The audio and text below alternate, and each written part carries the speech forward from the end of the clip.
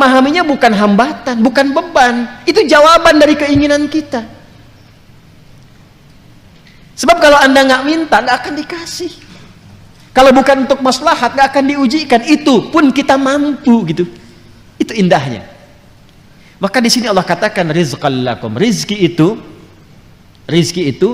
ma yuntafa'u bihi atau ma yantafi'u bihi al-'abdu.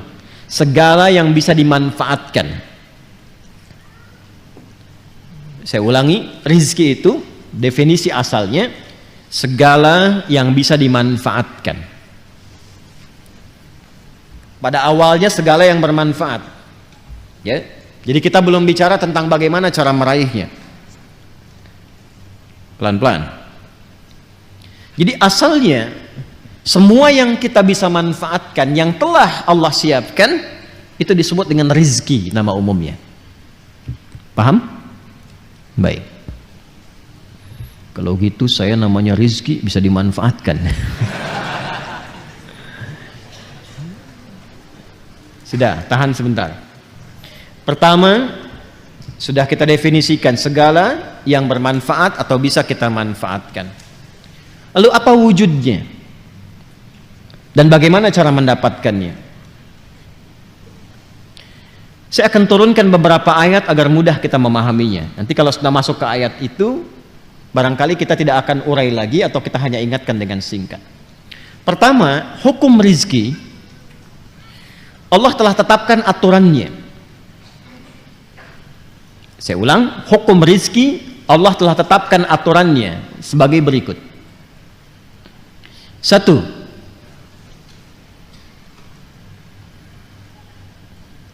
Ada rizki yang dikhususkan bagi setiap hamba dan tidak akan tertukar.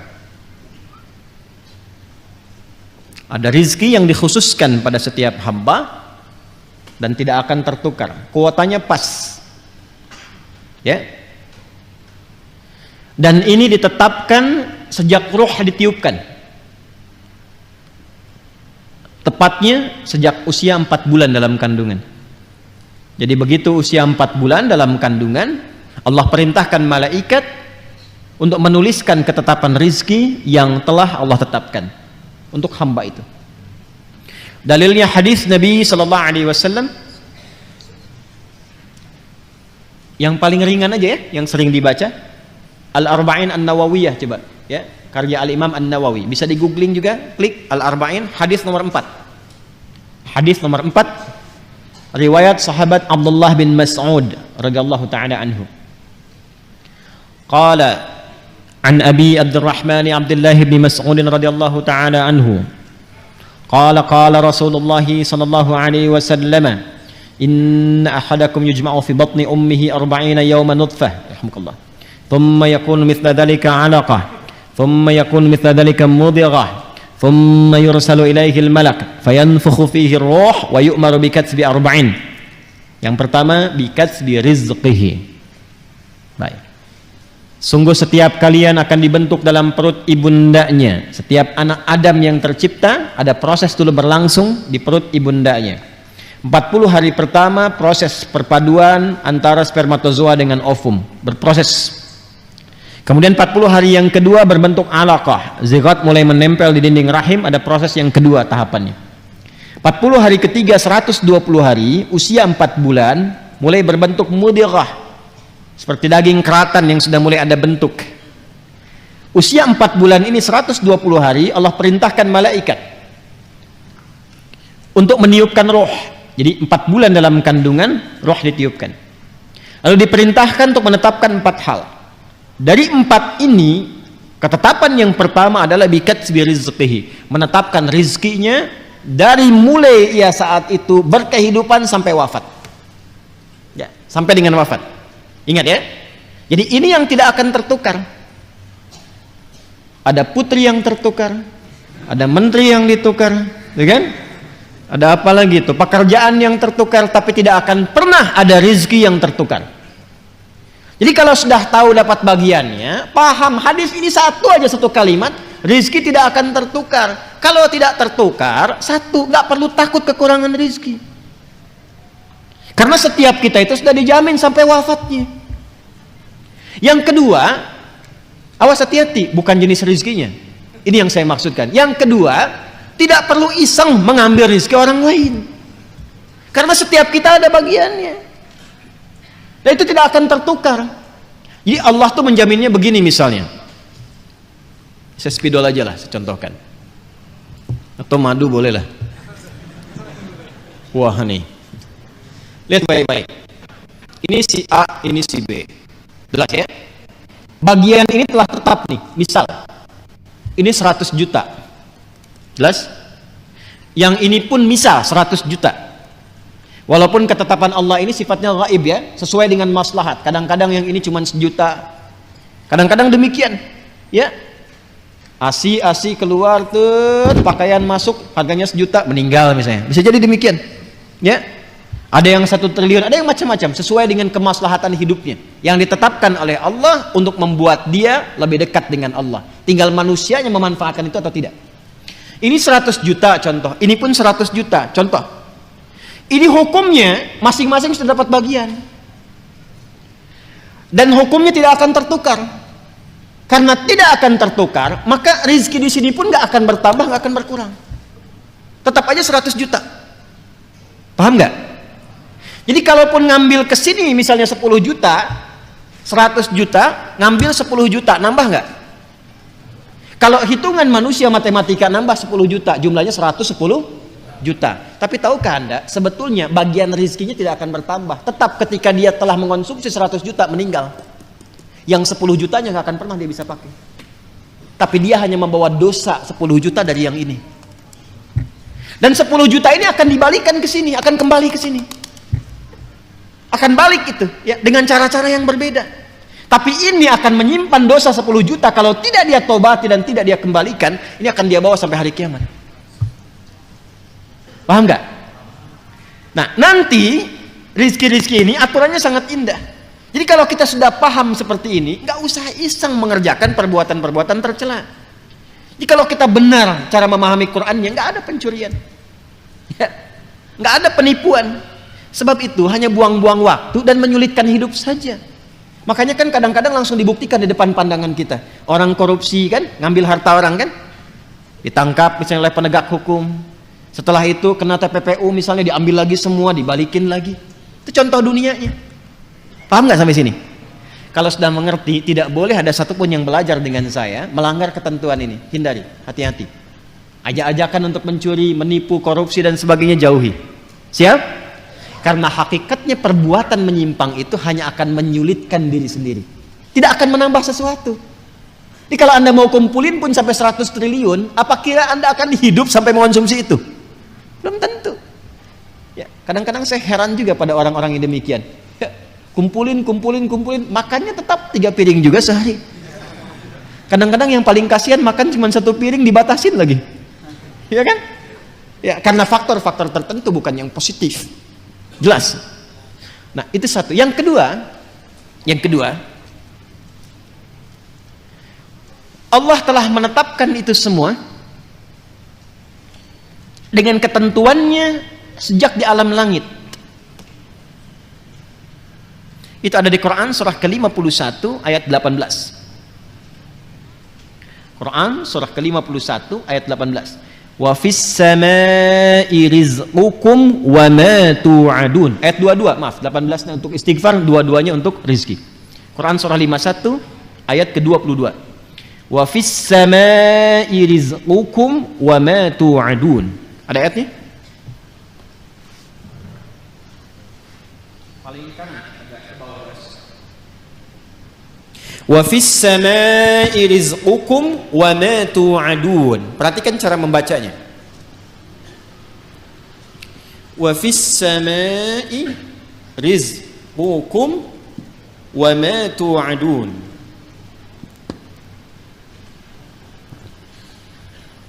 Dan di langit itu rizqukum, telah ditetapkan rizki kalian. Allah telah tetapkan bahkan sebelum kita terlahir. Paham? Yang tadi saya sampaikan. Wa ma tu'adun, dan segala yang dijanjikan. Maksudnya apa? Terkait dengan rezeki ini pun, ini pasti Allah janjikan ketika engkau pun dalam kandungan sampai terlahir, Tu'adun, dijanjikan oleh Allah akan diberikan sesuai dengan batas hidupnya. Batas hidup itu yang disebut dengan ajal namanya. Ingat ya, batasnya disebut apa? Ajal. Ingat, ada umur, ada ajal, itu berbeda. Batasnya disebut dengan ajal. Karena itu dalam hadis tadi, antara rizki dengan ajal itu beriringan. Bikatbi rizqihi wa ajalihi. Allah memerintahkan malaikat sejak anak berusia 4 bulan dalam kandungan ibundanya ditetapkan rizki yang bersamaan dengan waktu berkehidupannya, ajalnya. Misalnya ditetapkan ajalnya 60 tahun. Maka rizki yang Allah tetapkan pun ditetapkan untuk kebutuhan selama 60 tahun ini sampai wafat. Kalau sudah tiba ajalnya, maka selesai rizkinya. Ya, wafat ia, kembali kepada Allah, nggak bisa maju, nggak bisa mundur, tetap di sini sesuai dengan waktunya, sesuai kuotanya. Itu ada di Quran surah ke-7 Al-A'raf ayat 34. Walikulli ummatin ajal fa idza jaa ajaluhum la yastakhiruna sa'atan wa la yastaqdimun. Semua umat yang berkehidupan di bumi, bukan 1-2 orang, Allah telah tetapkan batas hidupnya. Kalau sudah tiba ajalnya, batas hidupnya selesai, maka tak bisa dia mohon untuk diundurkan atau bahkan dia ingin dimajukan. Selesai sesuai dengan ketetapan. Jelas? Nah, rizki yang Allah tetapkan itu, ini sesuai dengan ajal.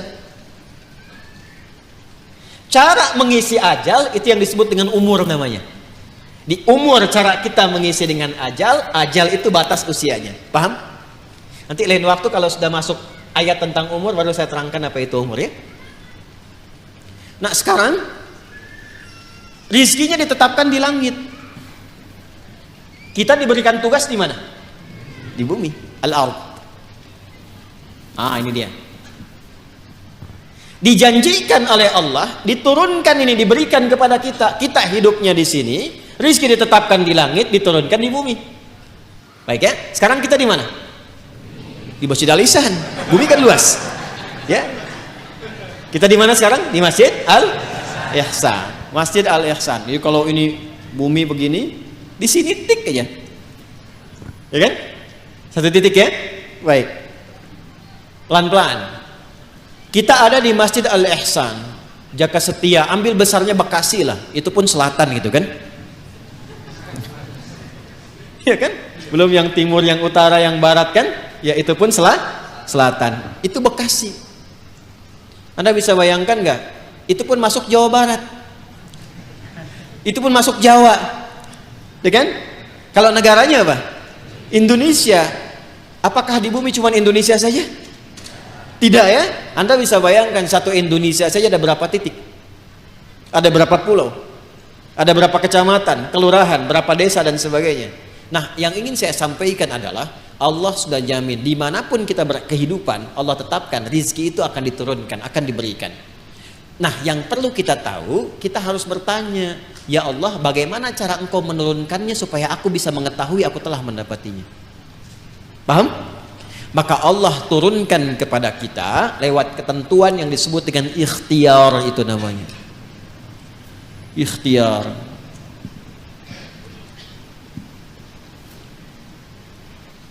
Maka turunlah Quran surah ke-2 Al-Baqarah ayat 168.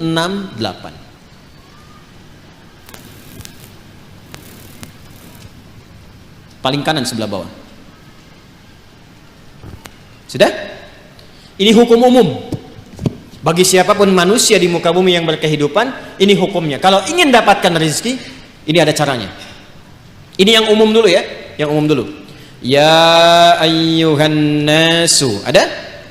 Kulu mimma fil ardi halalan thayyibah. Maka hukum pertama kata Allah, ya ayyuhan nasu, hai semua manusia. Kalau semua manusia mencakup orang beriman saja atau umum? Artinya semua hamba Allah mendapati hukum yang sama. Kalau Anda ingin mendapatkan rezeki ini, Allah berikan hukum. Apa hukumnya? Kulu. Apa artinya kulu? Makanlah gitu ya. Nah, ini yang dimaksud, agak fokus dikit. Ini di ilmu balaghah menggunakan hukum begini, dzikrul ba'dhi yuradu bihil kullu. Paham? Tidak, baik. Bahasa Indonesianya begini, bahasa Indonesianya. Sinekdok pas prototo. Paham? Tidak. Disebutkan sebagian mewakili keseluruhan. Paham? Nah, itu maksudnya. Ya. Kira-kira kalau kita ingin mengerjakan sesuatu, beraktivitas, bekerja, seringkali kita katakan kan untuk mencari sesuap nasi ya. Bapak mau kemana? Mencari sesuap nasi. Ibu ayah kemana? Mencari sesuap nasi. Padahal mungkin yang dicari satu rice cooker kan? Ya kan? Pakaian, kebutuhan dan sebagainya ya. Baik, itu kan rizki ya. Rizki kan? Baik, maka rizki itu pertama bersanding dengan ikhtiar. Wujud ikhtiar itu adanya aktivitas pekerjaan. Karena itu, perhatikan, kata yang mengiringi rizki bentuknya kata kerja. Kulu, ya kerja. Kalau ingin mendapatkan bagian rizki yang telah Allah tetapkan, mesti ada ikhtiar. Kita bergerak-gerak aja, beraktivitas. Yang diniatkan untuk mendapatkan rizki, rizki turun. Persoalannya apakah diturunkan waktu itu ataukah diakumulasikan kemudian, nanti ada kehendak Allah menyertainya. Halo, jelas? Jadi sebetulnya rizki itu sederhana. Kalau kita mau bergerak, aktivitas, datang rizki. Ya, Anda lapar, haus. Kalau diam aja nggak akan selesai hausnya. Tapi kalau Anda ke belakang tanya, Pak, maaf saya tuh haus sekali. Keluarlah air minum dari DKM. Ya kan? Tapi saya juga lapar, Pak. Emang Bapak nggak bawa makanan ke sini? Enggak, keluarlah kemudian makanan. Jadi kalau kita mau bergerak, ada itu rezeki. Anda keluar tuh. Begitu di perempatan jalan kan orang cuman prit, Anda parkir, tiba-tiba dengan peluit itu baru keluar sedikit, prit. Kadang dia nggak pakai peluit sekarang itu. Mundur, balas kiri, gitu kan? Kita tanya kenapa emang yang kanan kan sudah dibalas sama yang kiri. Balas kiri, balas jalan. Dengan kalimat gitu aja Anda mengeluarkan uang kan? Kasih oleh Anda 2.000. Makasih Pak. Kasih 5.000. Makasih Om. Ya? Udah pindah tuh. Kasih 10.000. Makasih Bos, gitu ya? Ya kan? Kebayang ya? Jadi kalau kita mau bergerak, sebetulnya rezeki itu turun. Hanya nanti ada yang diakumulasikan, ada yang diberikan seketika. Ada yang sifatnya akumulatif. Sebetulnya hasil ikhtiar Anda hari ini, cuman mungkin diberikannya besok. Pernah nggak Anda cari pekerjaan? Bahasa manusianya ditolak di sini, tolak di situ, tolak di sini. Pernah ya begitu ya? Tapi tiba-tiba setelah seminggu, 2 minggu, 1 bulan, Anda mendapatkan pekerjaan yang tawaran gajinya di luar ekspektasi Anda. Pak, mau nggak nih? Ada peluang 9 juta. Ternyata itu hasil ikhtiar Anda dari hari pertama, kedua, ketiga dapatnya itu. Paham sekarang ya? Itu hukum pertama. Jadi nggak bisa mendapatkan rezeki dengan diam. Selalu ada ikhtiar. Tapi jangan sampai ikhtiar itu, awas, ditempuh dengan bentuk yang negatif. Atau didapatkan dengan cara ikhtiar misalnya, maaf ya, bukan dalam gerak yang positif. Negatif itu kan bisa maksiat, ya, atau pengertian yang kedua, tidak bergerak sehingga sakit. Dengan sakit itu rezeki datang. Paham nggak? Anda nggak minum sampai sakit, tuh kan? Nah, begitu sakit, tiba-tiba datang orang nengok, bawa buah, gitu kan? Bawa makanan. Jangan diikhtiarkan dengan sakit untuk mendapatkan itu. Paham? Atau yang kedua, dengan cara maksiat. Seseorang menempuh maksiat, menempuh cara yang tidak dibenarkan, yang menimbulkan persoalan. Sesuatu yang menimbulkan persoalan, kemudian persoalan itu bisa diurai sehingga lurus kembali. Keadaan yang lurus, benar, nggak ada soalnya, itu disebut dengan halal namanya. Dari kata ahalla yuhillu. Kata ahalla dari kata halla. Orang Arab kalau mengatakan hillul mushkilah, artinya, atau hillul ahbal, benang yang kusut bisa diurai lagi. Sehingga dia menjadi lurus. Sesuatu yang lurus yang tidak ada persoalannya disebut dengan halal namanya. Jelas? Nah, maka ketika Anda menempuh mencari rezeki ini, carilah yang lurus-lurus saja. Cari yang lurus, jangan cari sesuatu yang membuat kehidupan Anda jadi kusut. Karena itu segala bentuk pintu yang mengantarkan pada kekusutan hidup, yang memungkinkan Anda menjadikan hidup bermasalah, dilarang oleh Allah. Jangan lakukan ini, jangan kerjakan ini. Lawan dari sesuatu yang lurus, yang larangannya ditampilkan sehingga mencegah kita dari kesulitan, disebut haram namanya.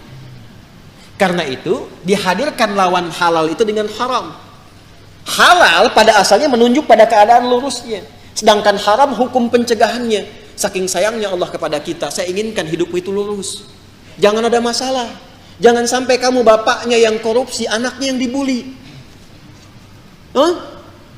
Jangan sampai bapaknya yang bermasalah, anaknya yang di sekolah yang diserang oleh teman-temannya. Anak SD diteriaki, bapak kamu koruptor ya, bapak kamu koruptor ya. Apa Anda tega melihat anak Anda bermasalah di sekolahnya hanya karena perbuatan bapaknya? Tuh. Maka kata Allah yang lurus-lurus saja. Gak usah menipu, gak usah korupsi, gak usah nyogok, lurus aja. Kan tadi tahu rizkinya sudah ditentukan, gak akan tertukar. Besok meninggal juga kok. Mau meninggal besok? Paham gak? Paham sampai sini ya? Nah, kalau sudah paham, kalau sudah dapat yang itu, cari yang baik-baik untuk tubuh kita. Tadi jangan sampai mendapatkan sesuatu, betul cara dapatnya halal. Cuman mengonsumsi yang lain yang kira-kira nggak sehat untuk tubuh. Dapat harta dengan halal, beli duren. Durennya bagus, tapi kalau makan duren 100 biji, kan masalah. Maka idealnya dapatkan dengan cara yang benar, konsumsi dengan cara yang menyehatkan. Cara yang menyehatkan itu bahasa Arabnya thayyib. Dari kata tabba, ya kan? Orang yang berkontribusi membantu supaya sehat disebut tabib. Bahasa kitanya dokter. Maka Allah tegaskan supaya kita nggak banyak nanya lagi. Kulu mimma fil ardi halalan thayyib. Itu maksudnya. Halalan thayyiban. Ya. Jadi mencari rezekinya di mana? Halo? Di langit telah ditetapkan rezeki. Diturunkan ke mana? Ke bumi. Maka cara kita berikhtiar, ikhtiarnya di mana? Di bumi. Tapi apakah mungkin mencari rezeki di bumi, semuanya bumi kita kelilingin? Tidak kan? Karena itulah ayatnya mengatakan mimma, singkatan dari min dan ma, di setiap tempat yang mampu engkau pijak. Jadi kalau misalnya Anda merasa nggak ada peluang di sekitaran ini, pindah. Kan Bekasi luas, itu baru Bekasi. Nggak ada di PTM pindah PJS, nggak ada PJS pindah Greenview, nggak ada di sini pindah Pekayon. Pekayon aja masih luas. Nggak ada di selatan pindah utara, nggak ada utara pindah timur, ya kan? Nggak ada di timur pindah dari kota ke kabupaten Bekasi. Nggak ada di situ geser pindah Depok, nggak ada Depok pindah. Banyak sekali tempat bisa dipijak. Jangan jadikan alasan ketika nggak menemukan di satu tempat Anda berbuat maksiat. Bukan Anda di sana maksudnya ya, ini contoh aja umum. Jangan jadi alasan kalau Anda tidak mendapatkan di satu tempat, jangan jadikan pijakan itu untuk berbuat maksiat. Aduh, udah sekarang susah Ustaz jadi yang halal, itu aja yang haram susah. Kenapa sih harus selalu banyak alasan? Allah sudah menjamin, kenapa manusianya bikin susah? Paham sampai sini? Jelas ya? Nah, ini bagian yang pertama, ini hukum umum. Jadi kalau ingin mendapatkan rezeki, ingin mendapatkan kesuksesan dalam konteks berkehidupan, maka silahkan beraktivitas, silahkan bekerja, silahkan semangat, dan iringi pengetahuan untuk menambah itu, menambah kuantitas dan kualitasnya. Biasanya nanti persamaannya semakin tinggi ilmunya, semakin juga cepat mendapatkan rezekinya. Makanya S1 dengan S2 beda kan? Dari salarinya saja kan? S2 dengan S3 beda kan? Ya kan? Nah, maka kalau ingin tingkatkan silahkan ada skema pengetahuan, ada skema rajin untuk beraktivitas. Semakin Anda menguatkan diri, semakin rajin, semakin kuat, semakin banyak bisa didapatkan. Jadi kalau masalah rezeki, yang teori pertama hukum umum tidak dikorelasikan dulu dengan iman. Jadi di sini tidak bisa Anda berkata begini, ya Allah, aku sudah beriman, kenapa dia kaya aku tidak? Padahal dia nggak beriman. Allah balik nanya, kamu kerja nggak Joni? Kan aku udah bikin hukum, dia memang belum beriman, tapi dia lihat tuh keluarnya kapan, kerjanya bagaimana. Kamu belajar 2 jam, dia 8 jam. Ya kan? Dia punya kreativitas, punya inovasi, kamu cuma lihat, manfaatkan, kerja begini kamu ketinggalan. Kalau kamu mau seperti itu, ya kamu taikan tenaganya, ekstra tambahkan dan seterusnya. Kan F1 sama dengan F2 kan? Gaya gerak sama dengan gaya dorong. Apa yang didapatkan itu yang keluar, gitu kan? Dan seterusnya. Nanti banyak kalau fisika bisa kita turunkan lagi. Ada hambatannya, ada macam-macamnya, ada tantangannya. Hukum Pascalnya kan apa? F sama dengan P kan? Gaya berbanding lurus dengan tekanan kan? Ya kan? Jadi kalau Anda bergaya, ingin tampil, ingin keluar, akan selalu ada tantangan-tantangan di depan. Dan semakin banyak gaya, semakin banyak tantangan. Ya kan? Semakin banyak gaya, semakin banyak tantangan. Semakin ingin bergaya, semakin banyak tekanan. Kan F berbanding lurus dengan P. Belajar fisika ya? Baik. Nah, itu hukum pertama. 2, Ustaz. Ya Allah, kami beriman. Apa manfaat iman kami untuk rezeki kami? Ini mahal ini informasinya. Karena dari Quran langsung. Apa manfaat iman kami untuk rezeki kami? Maka bagi insan beriman dipindahkan oleh Allah ayatnya dari hukum umum ke hukum khusus. Pertanyaannya, sampai malam ini waktu Indonesia bagian barat ini, dari Bekasi, kita semua, kita udah masuk ke hukum ini belum? Pertanyaannya begini, kita beriman tidak? Beriman. Sekarang Allah turunkan hukum khusus bagi insan beriman yang tidak berlaku umum. Kalau kita ikuti, maka terjawab pertanyaan kita, ya Allah, apa manfaat iman kami kepadamu yang hubungannya dengan rezeki? Ya, dampak iman kami terhadap rezeki apa? Maka diturunkanlah ayat 172 di surah Al-Baqarah itu. Yang tadi 168 sekarang pindah ke 172. Paling kiri agak ke atas sedikit ya. Maka yang tadi ya ayyuhan nasu, yang ini ya ayyuhalladzina amanu. Sudah beda ya? Yang Al-Baqarah 168 ya ayyuhan nas. Al-Baqarah 172 ya ayyuhalladzina amanu. Jelas? Hei semua yang telah menyatakan dirinya beriman. Kulu, tetap sama dulu. Ikhtiarnya sama. Jadi bukan berarti sudah beriman gak ada ikhtiar. Tetap kamu pun kalau sudah beriman, tetap hukum ikhtiar berlaku, kata Allah. Yang gak bisa, ya Allah, asyhadu an la ilaha illallah, asyhadu anna Muhammadar Rasulullah, jatuh emas 10 kilo dari langit, boom. Gak begitu. Tetap ikhtiar, kulu, kerja juga. Tapi perhatikan cara bekerjanya insan beriman. Ini yang ingin saya maksudkan. Dan ini bukan sesuatu yang menghasilkan keluhan. Jadi kalau kita sudah mengerti dan benar-benar beriman, ikuti ayat ini, perhatikan jaminannya. Kulu min thayyibati ma razaqnakum. Fokus ke sini. Al-Baqarah ayat 168, kulu dengan ya ayyuhan nasu kulu mimma fil ard halalan thayyiba, halalan thayyiba. Ya ayyuhan nas. Al-Baqarah 172 ya ayyuhalladzina amanu. Nah, saya highlight ya. Yang ini ya ayyuhan nas, manusia, hukum umum, ini sifatnya universal. Yang ini ya ayyuhalladzina amanu, spesifik untuk insan beriman. Yang ini kulu mimma fil ardi. Yang ini kulu min thayyibati ma razaqnakum. Insyaallah. Fokus baik-baik. Pada hukum umum ya ayyuhan nasu kulu mimma fil ardi, hukum ikhtiarnya dibuat oleh Allah Subhanahu wa taala dengan hukum umum yang rizkinya akan turun berdasarkan dengan kerasnya ikhtiar. Jadi semakin tinggi ilmunya, semakin banyak kerjanya, semakin juga berbanding lurus dengan rizki atau kuantitas rizki yang didapatkan. Jadi kalau kerjanya makin keras, ya kan? Makin kuat, makin disiplin, makin banyak waktunya, maka demikianlah kuantitas rizki makin datang, makin banyak, makin banyak, makin banyak. Bagi insan beriman, Allah rubah hukumnya. Perhatikan, kulu min thayyibati, dihapuskan kalimat mimma fil ardinya. Ini asalnya begini bunyinya, min, ma. Kulu silahkan kerja, aktivitas ikhtiar. Mimma fil ardi, di setiap tempat yang kamu bisa jejak di bumi. Gak ada di sini, pindah sini, pindah sini, pindah sini, mencari. Ya kan?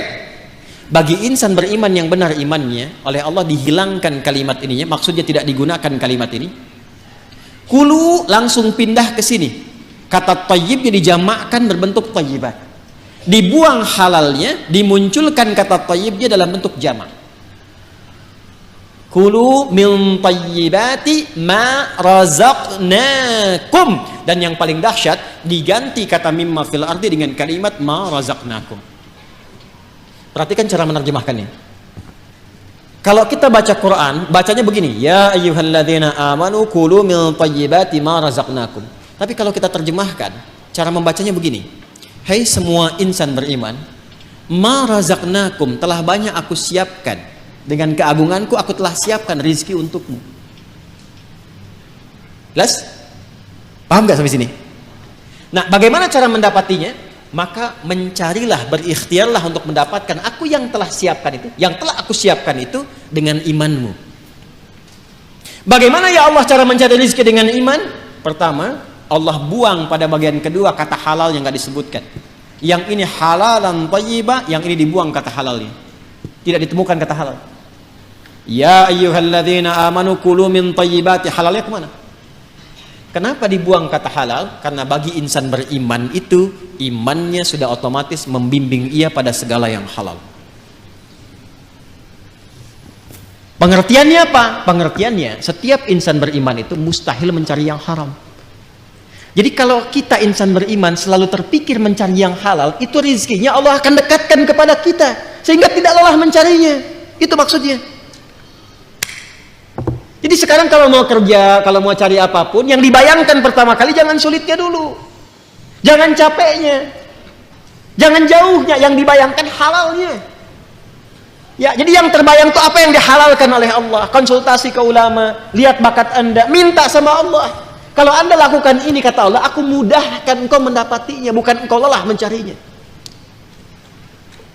Itu yang dimaksudkan. Jelas sampai sini? Nah, kalaupun sudah dapat, iman itu akan membimbing kita untuk selalu menyikapi rezeki dengan asas manfaat. Jadi yang Allah berikan nanti berkahnya.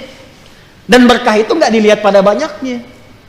Nggak dilihat pada banyaknya, karena setiap yang berkah itu pasti mengandung manfaat. Di ciri insan beriman itu sudah nggak lelah mendapatinya, lalu nafsunya ditata oleh Allah supaya memanfaatkan apa yang dicari itu, segala yang bermanfaat untuk dirinya saja. Jadi akhirnya dia nggak sibuk banyak berpikir sesuatu, yang penting bermanfaat untuk dirinya dia dapatkan. Saya beri contoh begini yang paling gampang memahaminya. Bapak Ibu kalau haus itu butuh apa? Minum. Sederhananya kan ada minuman, kita minum selesai haus kan? Itu konsep dasarnya. Jadi kalau ada air bening, ini air misalnya bening, airnya bagus, menyehatkan, baik. Kalau diminum hausnya hilang nggak? Nah, itulah asas manfaat namanya. Saya bukan ingin contohkan saya minum, bukan. Saya tidak terbiasa ceramah sambil minum. Ya, karena memang nggak mungkin ceramah sambil minum gitu ya. Ya, simpan dulu. Gitu. Yang saya ingin katakan, prinsip minum itu menghilangkan haus. Tapi persoalannya ketika nafsu menunggangi itu, ini masalah. Minum Pak, nggak mau yang ini ya. Pengen buah naga. Naganya coba yang di Depok ya caranya. Kebayang nggak? Sekalian beli nasi goreng ya, ke Kebon Sirih, mampir di situ. Jam segini suruh nari nasi goreng yang di Kebon Sirih, padahal di depan udah banyak keliling-keliling, tek. Nyari sana macet, dapat buah naga, begitu mau Kebon Sirih tutup. Akhirnya nggak makan gitu. Itulah nafsu. Itulah nafsu. Kalau sudah ditunggangi oleh nafsu berdasarkan provokasi setan. Paham nggak sampai sini? Maka insan beriman itu kalau dia mencari rizki dengan imannya, maka Allah akan bimbing ia mendapatkan rizki itu, dan dijamaahkan bentuk thayyibnya dalam bentuk berkah. Min thayyibati, aku tambahkan kualitasnya, sekalipun dalam pandangan manusia kuantitasnya terlihat sedikit. Contoh begini, 1 juta dengan 10 juta banyak mana? Tapi kalau 1 jutanya berkah, maka akan berbeda kisahnya. Akan berbeda kisahnya. 1 juta kalau berkah dengan 10 juta tidak berkah, demi Allah saya katakan 10 juta tidak berkah, besok dipakai besok habis. 1 juta berkah, besok dipakai sampai akhir bulan gak habis-habis. Gak habis-habis. Saya pernah kisahkan ini kan, saya punya teman dulu di Tripoli itu. Ya, dia dari Bukit Tinggi itu, diberikan oleh ibunya yang penyayang. Masya Allah. Rizki yang paling halal yang pernah dikumpulkan oleh ibunya, sejumlah $50. Ia berangkat teman-teman sampai di Tripoli, selama 4 tahun itu nggak habis $50 itu, dan nggak pernah terpakai. $50. Sampai dia berazam, mohon pada Allah, saya ingin ganti perjuangan ibu saya memberi saya ini dengan menghajikan beliau, dan dikabul oleh Allah. $50. Mencobalah main ke daerah-daerah. Kadang-kadang memang mesti kita ke desa-desa, rindu suasana itu. Cobalah, Masya Allah. Hidup dengan 100.000, 200.000, satu bulan cuma 300.000. Tapi kalau kita datang tuh ikan ada, buah ada, kayaknya nggak pernah ada masalah, senyum gitu. Ayo damang, alhamdulillah saya Pak, Masya Allah, ayo kan dia tuang, tuh kan dia tuang. Jadi Masya Allah, makan dengan sambal aja, dengan kecap, dengan kayaknya enak gitu kan. Saya pernah diajak oleh salah satu jamaah itu, satu tempat, beliau punya tempat di Garut. Ini kisah nyata, kakeknya itu baiknya luar biasa. Ini nyata ya, saya nggak pernah cerita mengarang gitu. Itu kakeknya punya lahan, selalu ditanami buah-buahan. Bahkan yang punya tetangga pun beliau kasih itu benihnya. Sampai cucunya yang dekat dengan kami sampai bingung nanya, kayak kenapa harus tambahin begini? Nggak apa-apa, yang penting manfaat. Sampai sekarang teman-teman sekalian, itu Masya Allah, kalau sudah tumbuh kayak alpukat itu nggak kenal musim. Dia selalu tumbuh di musim manapun, dan kalau sudah habis muncul lagi buahnya, muncul lagi buahnya. Itu besar buah alpukatnya itu bisa sebesar cangkir kelapa itu. Lalu ikan-ikannya tuh, Masya Allah, ikannya ada, airnya mengalir dari Cipanas hangat gitu ya. Itu selalu seperti itu, berkah, baik. Itulah keberkahan. Jadi kalau datang ke sana, ikan tinggal mancing ngambil sendiri, alpukat ada, kelapa ada. Dan itu sesuatu yang sangat indah, uniknya nggak habis-habis. Kan siapa yang menjadikan itu? Allah kan? Tadi hukumnya kan, fa akhraja bihi minas samarati rizqan lakum. Jadi sebetulnya kalau kita mencari pakai iman, dunia ini nggak jadi beban. Yang jadi beban itu nafsu. Iya kan? Ya, yang jadi beban itu apa? Nafsu. Pakaian fungsi menutupi aurat, tampil dengan baik. Tapi kalau semua model ingin dimiliki, capek kan? Cuman sekedar beli daster harus ke Paris. Padahal Citayam mungkin banyak gitu kan?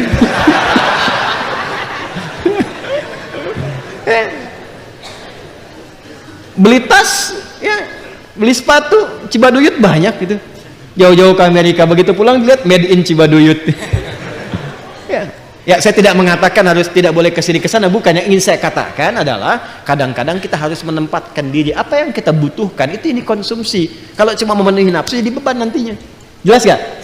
Nah, jadi kalau kita mencari dengan iman, yang pertama dilakukan adalah kita mendekat kepada Allah, lalu Allah akan mendekatkan rizkinya kepada kita, sehingga membuat rizki itu mudah didapatkan, bukan kita lelah mencarinya. Jelas?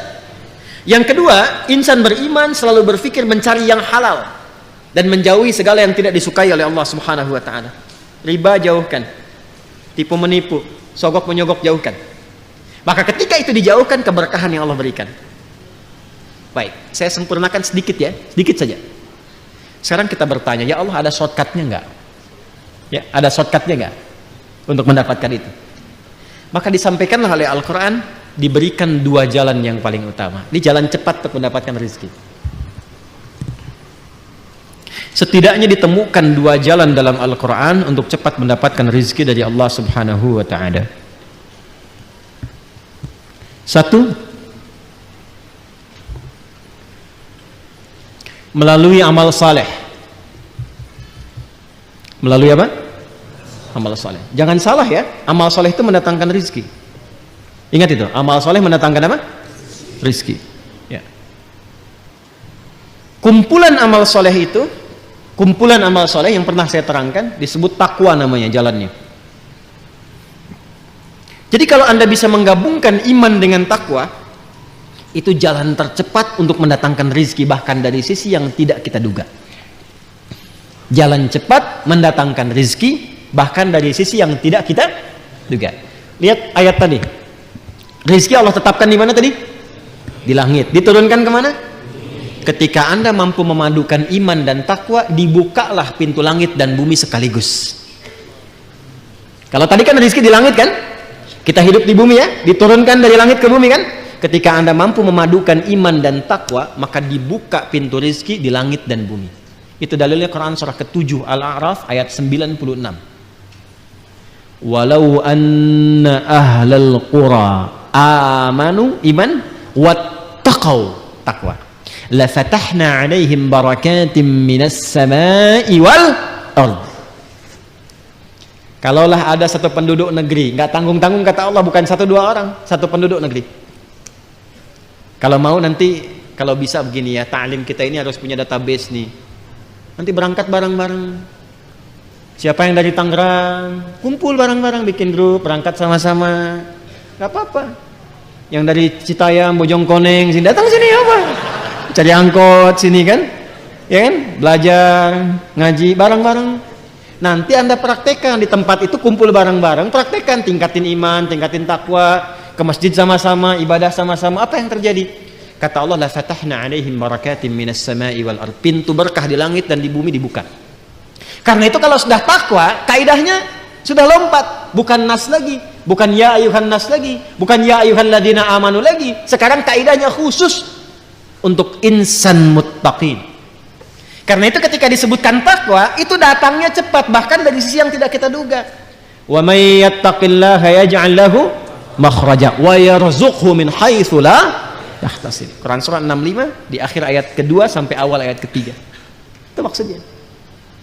Contoh lain misalnya. Pernah dengar kisah Sayyidah Maryam, Bunda Maria alaihissalam? Apakah beliau kerja? Beliau bisnis? Tidak. Beliau ngajar? Yang beliau lakukan meningkatkan takwa kepada Allah. Apa yang didapatkan saat beliau meningkatkan takwa kepada Allah? Lihat Quran surah ketiga Ali Imran ayat 37. Paling kiri sebelah bawah pojok. Quran surah 3 Ali Imran ayat 37. Fataqabbalaha rabbuha biqabulin hasanin wa anbataha nabatan hasanan wa kaffalaha Zakaria. Kullama dakhala 'alaiha Zakaria al-mihrab wajada 'indaha rizqa. Qala ya Maryamu anna laki hadha? Qalat huwa min 'indillah. Innallaha yarzuqu man yasha'u bighairi hisab. Maka Allah menerima ikhtiar orang tua Maryam itu, yaitu Imran dan Hannah. Nah, ini yang ingin saya sampaikan di puncak kajian kita malam hari ini. Ternyata ada rizki yang Allah berikan kepada anak dari ikhtiar orang tua. Nanti lawannya ada rizki yang Allah berikan kepada orang tua dari ikhtiar anak.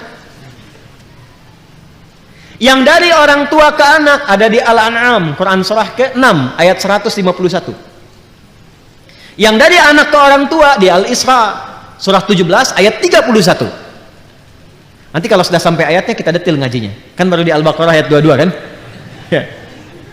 Kalau di Al-An'am di pertengahan ayatnya, cepat karena waktunya terbatas, ayat 151, Quran surah ke-6 ayat 151 berbunyi begini, langsung saja ke tengahnya ya.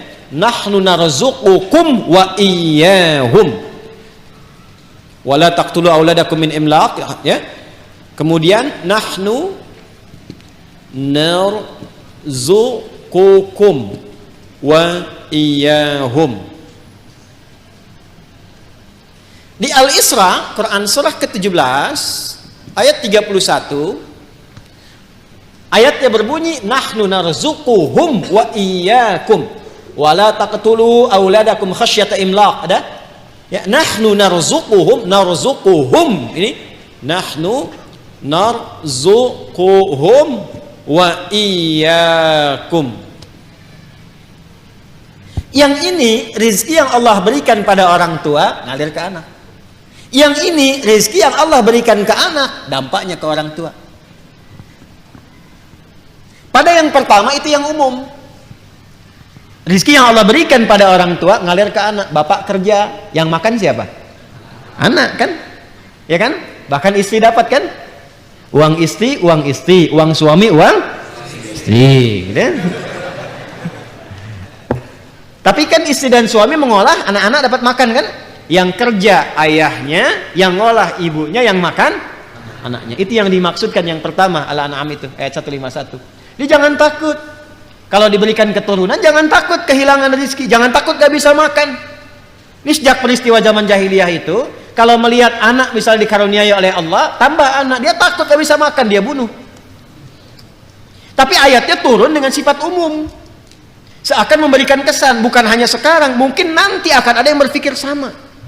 Jangan sampai terjadi orang tua membunuh anak atau bahkan bunuh diri karena takut tidak mendapatkan rezeki. Tidak, kata Allah, aku telah siapkan skemanya. Jelas? Hati-hati nih. Kalau ayatnya disebutkan pasti terjadi. Ada orang tua sembarangan buang anak. Na'udzubillahi min dzalik. Ditemukan anak bahkan di dekat tumpukan sampah, dekat selokan, di kamar mandi dan sebagainya, tidak bertanggung jawab. Ya. Bahkan ada yang tega kemudian ngajak anak bunuh diri dan sama-sama dan sebagainya. Karena takut tidak dapat makan, takut miskin, takut fakir dan sebagainya, maka turun ayat. Makanya iman itu membantu kita untuk kuat. Demi Allah saya katakan, kalau Indonesia ini tidak dikaruniai mayoritas penduduknya dengan keimanan, mungkin sudah banyak hal yang tidak bisa kita tahan. Ya, di Jepang itu kalau banjir teman-teman sekalian, pada pusing. Ada yang bunuh diri, ada yang ribut, ada yang macam-macam. Di kita hujan banjir berenang, nggak susah. Ya. Alhamdulillah kita santai-santai aja kan, ini kan? Wah, masya Allah gitu. Indonesia tuh luar biasa lah pokoknya. Segala bisa jadi ada kan, ya kan? Anda pergi ke Eropa sana, orang nyembeli kambing kepalanya dibuang. Di kita masak, di sop, ya. Ya, kambing itu kambing guling, kambing bakar, kambing macam banyak tuh menunya. Kepala ikan dibuang, di kita dibikin bumbu baru, ya kan? Apa aja pokoknya tuh, ya, apa aja jadi ya. Makan nasi nih, nasi sudah nggak cocok, besoknya sudah nggak bagus, jemur kering, jadi apa? Rengginang. Rengginang udah bosan, ganti lagi jadi apa lagi? Gipang kan, ya kan? Semua tuh bikin bubur, bikin ini, pokoknya top lah Indonesia tuh.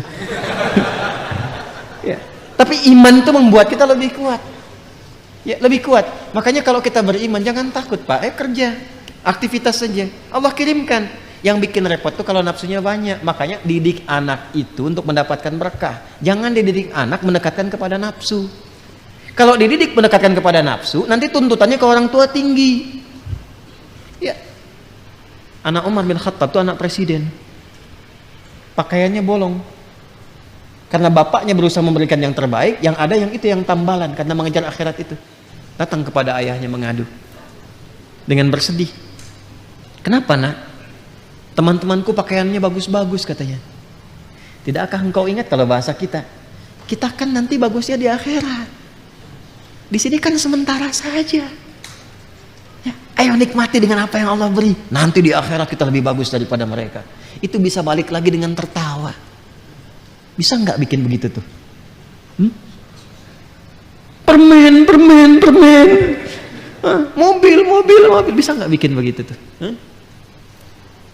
Bisa nggak belikan anak mobil-mobilan ditata, latihan sholat?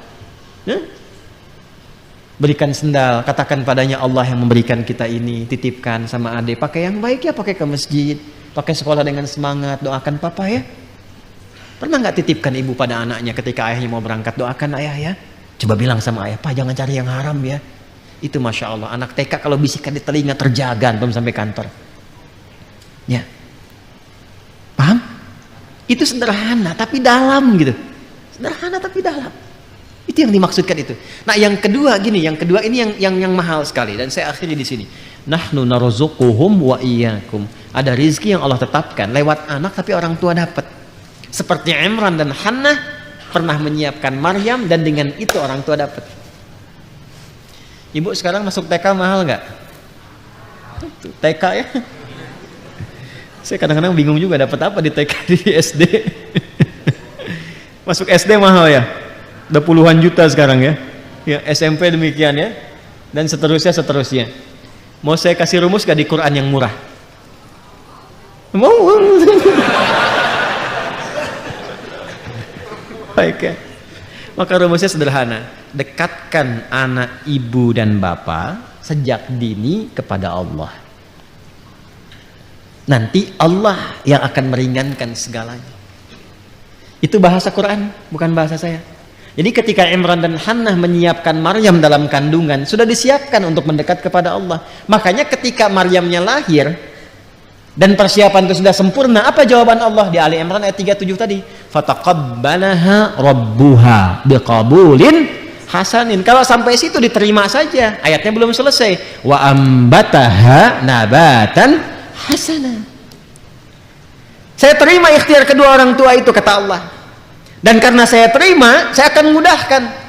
Selanjutnya Allah yang merawat, Allah yang memberikan segalanya. Walaupun secara ikhtiar Nabi Zakaria ditugaskan oleh orang tuanya.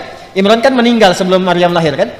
Dipilih Zakaria alaihissalam untuk memberikan kebutuhan Maryam, tapi Allah nggak berkehendak. Aku sudah terima, biarkan aku yang memberikan semua kebutuhannya. Maka setiap kali Nabi Zakaria mengantarkan kebutuhan Maryam, pakaiannya, makanannya, apapun itu sudah ada di dalamnya, dalam mihrabnya. Itu setiap kali. Dahsyatnya bukan musim apel, ada apel, gimana tuh? Maka sekali Nabi Zakaria membiarkan, 2 kali, 3 kali ditanya. Beliau tahu karena kan Nabi ini dari Allah, tahu, tapi ingin menguji di lisan Maryam, keluarkah kalimat itu atau tidak. Maka ditanya, ya Maryamu anna laki hadza, Maryam dari mana semua ini? Nah ini yang mahal. Qalat huwa min indillah, ini semua dari Allah. Jadi kalau anak-anak itu dari kecil sudah ditautkan dengan Allah, maka semua kalimat yang keluar di lisannya Allah. Nah kalau bisa firman Allah itu hadirkan dalam jiwanya. Kalau sudah firman Allah hadir di jiwanya sejak dia kecil, itu dijaga oleh Allah itu. Dan ketika dijaga, meringankan beban yang bapak ibu anggap sebagai beban untuk memberikan rezeki. Nggak percaya silahkan, firman Allah hadirkan. Jadikan dia penghafal Quran dari sejak kecil. Tiba-tiba apa? Mau masuk sekolah, ada beasiswa untuk menghafal Quran. Padahal sudah Allah siapkan. Jalurnya Allah siapkan. Tiba-tiba apa? Ada kiriman makanan. Tiba-tiba apa? Ada undangan ini, undangan itu, dan sebagainya. Itu cuma wasilah saja. Pada akhirnya itulah perhatian Allah kepada hasil ikhtiar bapak dan ibu. Kok bisa anak yang hafal Quran yang umroh bapak ibunya ikut?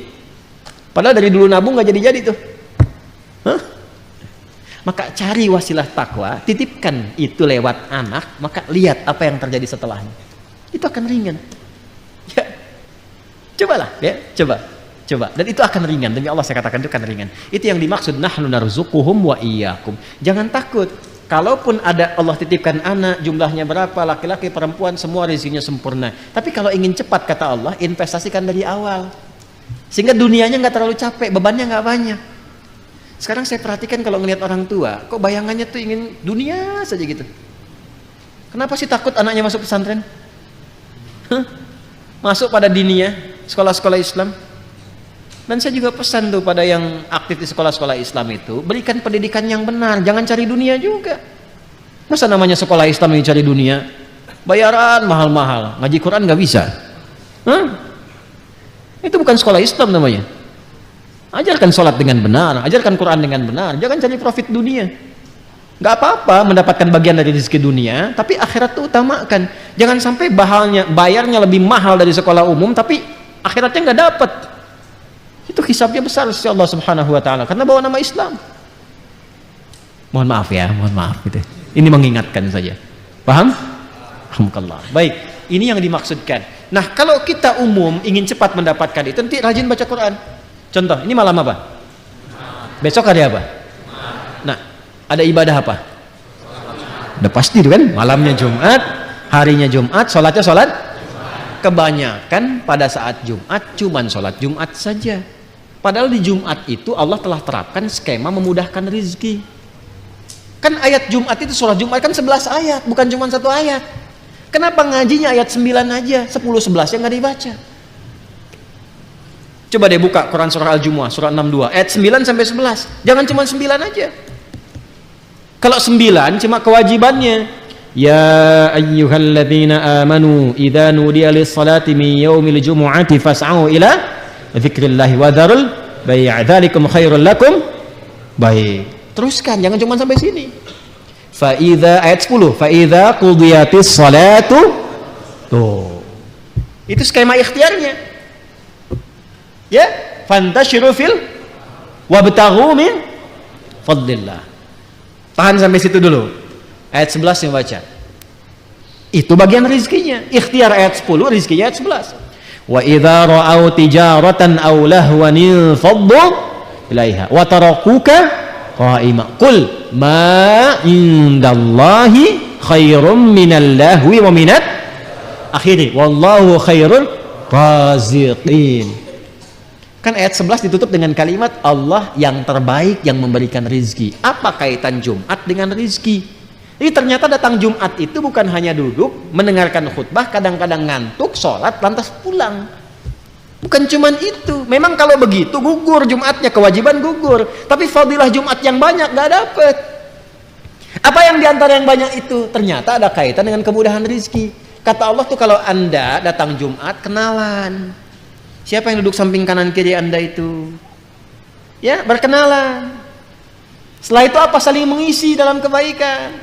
Sebelum menyebar tuh tanya-tanya dulu. Anda mahasiswa, sedang ada tugas apa? Kenalan, mungkin ketemu dosen pakar tertentu, dibantu. Anda sedang cari peluang, belum punya pekerjaan. Mungkin yang datang itu yang bos perusahaan tertentu, sedang cari peluang macam-macam. Anda sakit, belum bisa berobat, mungkin ketemu dokter. Itu kan rizki. Ke rumah sakit baru daftar udah bayar, ketemu dokter langsung kasih resep. Kadang-kadang saya anterin ke rumah obatnya. Indah kan? Makanya nggak pernah terjadi kalau Jumatan di masa Nabi kecuali semua selesai kebutuhannya. Jumat itu Jumat solusi. Makanya disebut Jumat. Jumat itu bukan cuma kumpul. Kalau kumpul di lapangan juga kumpul. Halo? Di SCBD kumpul tuh. Di stadion kumpul. Lu apa bedanya dengan Jumat? Halo? Kenapa saya sebut SCBD jadi pada ketawa? Ya. Jumat itu kan seakar dengan kata al-jam'u, sifatnya Jum'ah. Yang kumpul al-mujtama' al-islami. Yang dibahas as-syu'unul ijtimaiyah. Ya artinya apa? Datang, duduk, kenali siapa yang datang, kemudian setelah itu perhatikan semuanya. Itulah Jum'ah. Ya kalau dapat begitu, ibadahnya enak, nyambung dengan Allah, diberikan akses, rizki dapat. Makanya kata Allah kalau udah dapat akses begitu, menyebar kalian setelah Jumat. Cari keutamaan yang telah Allah titipkan. Jadi kalau aksesnya sudah banyak, linknya sudah banyak, telepon sana sini, kerja disatukan, dapat rezeki tambahan. Halo? Itu kan? Ya, bangun itu. Jadi Islam tuh kalau dipraktekkan, makanya jangan hanya simpan Islam di aspek ritual saja. Islam tuh ada di sosial, Islam tuh ada di pekerjaan, ada di kantoran, ada di manapun yang bisa kita praktekkan dalam kehidupan. Itu yang dimaksudkan rizqal lakum. Paham ini? Ya kalau sudah paham Allah baik tidak? Allah sayang tidak? Baik. Kalau yang ada yang menyayangi kita, ada yang baik pada kita, boleh nggak kita kecewakan? Boleh nggak kita khianati? Maka Allah tegaskan, fala taj'alu lillahi andada wa antum ta'lamun. Kalau sudah paham itu semua, aku baik, aku perhatian, aku siapkan kebahagiaan, kesenangan untuk kalian, maka jangan sekali-kali kalian mengkhianati aku, kata Allah. Jangan jadikan apapun dan siapapun seperti serupa denganku. Andada jamak dari kata naddan atau niddan, bimakna al-mithli wal adli atau adli, sesuatu yang diserupakan. Jadi maksudnya apa secara singkat? Jangan pertuhankan selain Allah subhanahu wa ta'ala. Sedangkan kau sudah tahu yang Tuhan siapa? Allah. Yang menciptakan kita siapa? Yang menciptakan orang sebelum kita siapa? Yang menciptakan langit bumi siapa? Kalau sudah tahu Allah Tuhan dan menyayangi kita, maka jangan pernah menuhankan selain Allah subhanahu wa ta'ala. Ketika itu dilakukan, maka semua nikmat-nikmat yang tadi maka akan berguguran sedikit demi sedikit, termasuk unsur keberkahannya. Makanya kalau sudah bergeser dari Allah, pasti nanti yang tadi yang baik-baik itu akan berkurang. Contoh, ibadah pasti akan berkurang. Semakin jauh dari Allah, semakin menipis ibadahnya. Apakah pelaku maksiat masih rajin sholat? Belum tentu. Apakah koruptor itu tiap hari ke masjid? Belum tentu. Pokoknya kalau dia bermaksiat, berjauh dari Allah, ibadah pasti menurun. Sudah pasti itu. Nanti hartanya pun bisa banyak, tapi berkahnya kurang. Karena Allah itu kalau sudah sayang pada hamba yang beriman, yang diberikan berkah kan tadi kan, berkah ya. Nah kalau orang sudah bermaksiat, berkah akan berkurang, bahkan mungkin hilang. Karena hilang yang muncul nafsu. Karena nafsu yang muncul, yang diinginkan selalu banyak, bahkan nggak sadar kalau dia sudah dapat banyak. Maka yang ditempuh apa? Akumulasi maksiat. Dia tuh sadar dia sudah kaya, hartanya banyak, masih korupsi juga, masih nipu juga, ya masih lebih daripada hewan. Itu sapi makan rumput, dia makan aspal. Itu aspal harusnya 20 cm, cuma 5 cm itu. Ada yang makan batu. Paham sampai sini? Maka kalau ada orang hamba sudah tahu Allah Tuhan, menjauh dari Allah, maka otomatis tadi yang taat menurun, ibadah menurun, maka maksiat berlanjut, berkah menurun, maka yang terjadi nafsu yang naik. Ini yang menjadikan kehidupan di bumi tidak seimbang, tidak stabil. Kalau sudah nafsunya naik, keinginan menghancurkan tinggi. Ini yang menjadikan orang-orang yang tidak kenal agama itu dekat pada aspek-aspek yang negatif. Kalau punya teknologi ingin monopoli, punya senjata ingin menghancurkan, punya ini, punya itu ingin mendominasi. Pada akhirnya meninggal juga. Dia tidak sadar meninggal dalam kefakiran. Dan apa yang dia kumpulkan tidak dia dapatkan kenikmatannya. Paham sampai sini? Baik. Jadi ini yang kita bahas di kesempatan kali ini, dan saya harus katakan ini adalah taklim kita yang terakhir di tempat ini pada bulan ini, ya. Insyaallah kita akan lanjut bulan depan. Ya kan? Ya, baik. Kita lanjut bulan depan. Hanya saya infokan dari sekarang, mungkin kita akan mulainya di pertengahan Agustus. Ya. Dengarkan dulu. Insyaallah bulan depan kita mulainya di pertengahan Agustus. Jadi Kamis depan saya belum bisa mengajar. Ya, karena malamnya harus sudah ke bandara. Mohon doa, kami akan menunaikan umrah dan baru kembali tanggal 13, tanggal 14. Jadi yang Kamis tanggal 4 ya kan, Kamis tanggal 4 ya, Agustus ya, itu saya tidak mengajar. Jadi kita untuk talim dengan saya tidak mengajar dulu dari sini. Kalau ingin ke sini nggak apa-apa, cuman saya nggak ada gitu. Aja ya. Nggak apa-apa mau sholat di sini ya, nggak apa-apa. Hanya insya Allah nanti kalau saya ada waktu mungkin saya akan sambungkan ta'lim lewat dari Madinah atau dari Makkah Al-Mukarramah, sehingga ada beberapa informasi yang bisa saya sampaikan dari sana. Tapi kalau malam Jumatnya nggak mungkin karena masih di pesawat, ya nggak bisa saya ta'lim dari situ ya. Itu yang pertama. Yang kedua, Bapak Ibu sekalian, ketika saya pulang nanti insya Allah dari umrah, kalau Allah kehendaki baik semuanya, maka hukum berlaku. Hukum pertama yang boleh ada di dalam masjid adalah yang sudah mulai menghafal ayat yang akan dibahas. Saya akan tempatkan petugas di setiap pintu masjid. Tugasnya adalah Al-Baqarah ayat 23. Satu ayat saja. Itu ayat. Kalau Anda protes saya tambah. Al-Baqarah ayat berapa? 23. Ingat ya, panitia ya. Ya, panitia juga sama tuh ya nanti. Saya tempatkan di sana, belakang sana ya. Satu ayat saja. Dan waktunya panjang, 1 bulan saya berikan. Ya. Sekarang kan masih Juli kan, ketemu lagi Agustus ya. Ya, 1 bulan ya. Baik. Al-Baqarah ayat berapa? Boleh berada di dalam, tapi hafal Al-Baqarah ayat 23. Silahkan datang lebih awal supaya ditesnya bisa lebih cepat ya. Untuk masuk, ambil posisi dengan baik. Kalau belum hafal, tunggu di luar. Saya akan bersabar walaupun cuma 2-3 orang di dalam, banyak di luar nggak apa-apa. Ya, pokoknya ikuti itu ya. Yakin ya? Siap ya? Sepakat? Baik. 2. 3. Yang sudah mendaftar di Mira, sekali lagi saya berikan penekanan pada 2 hal. Yang pertama, aktifkan akunnya dengan baik. Kemudian kalau baru bergabung, dikaji materi sebelumnya. Ada tentang tauhid 60 video. Tentang sholat baru nyambung ke yang sekarang. Bagi yang hendak bergabung, silahkan dilihat ketentuannya. Ya, bisa dilihat di YouTube atau di aplikasinya seperti apa. Nanti Anda bisa masuk karena nanti bulan depan sudah mulai spesialisasi untuk penempatan kelas-kelas. Yang ketiga, adik-adik yang di mahasiswa, saya katakan sekali lagi, saya tekankan, ayo siapkan dari sekarang untuk menjadi ahli Quran. Karena sekarang kami siapkan program pendampingan sambil kuliah, sambil menghafal dan belajar Quran sesuai jurusan masing-masing. Itu gratis, gak ada biayanya. Ya, alhamdulillah teman-teman yang wakaf itu kan kita cetakan mushaf, paket hafalan, bukan mushaf. Paket hafalan sudah kami bagikan. Kemarin satu kampus di Banten, Faletehan, kami berikan 2.500. Ada kampus lain yang 5.000. Sekarang banyak di kampus-kampus sudah mulai mahasiswanya menghafal. Jadi kalau Anda tidak memulai, Anda ketinggalan. Nanti ada orang yang IPK 4 sekaligus hafal Quran, Anda kemana nanti? Ya.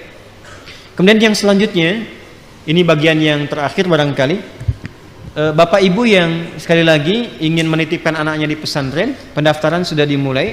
Anda bisa datang langsung, mengisi formulir, itu gratis. Nanti tunggu kemudian untuk kami undang untuk mengikuti tes ya untuk yang selanjutnya.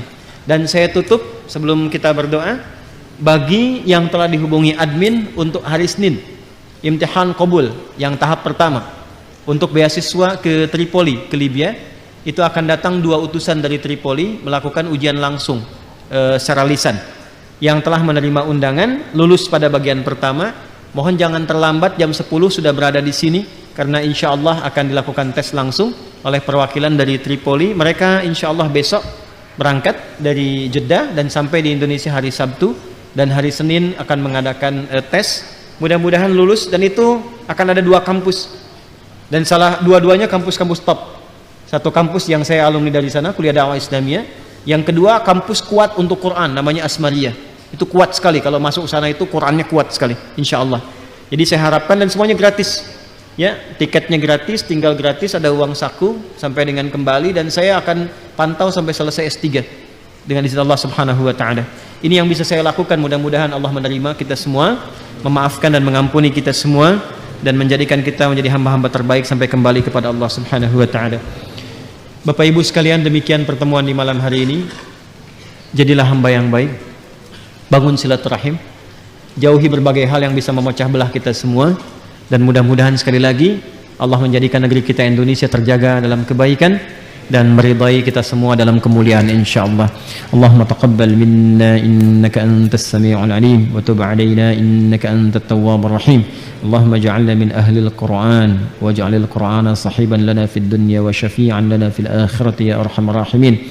Allahumma inna nas'aluka ya Allah khairar rizqi wal barakah. Allahumma akfina bihalalika an haramik wa aghnina bi ta'atika an ma'siyatik wa bi fadlika amman siwak. Allahumma ati anfusana taqwaha wa zakkiha anta khairu man zakkaha anta waliyuha wa maulaha. Rabbana atina fid dunya hasanah wa fil akhirati hasanatan wa qina adzaban nar. Wa sallallahu ala sayyidina Muhammad wa ala alihi wa sahbihi ajma'in. Wa akhiru da'wana subhanakallahumma wa bihamdika nashhadu an la ilaha illa anta nastaghfiruka wa natubu ilaik. Walhamdulillahi rabbil alamin. Assalamu alaikum warahmatullahi wabarakatuh.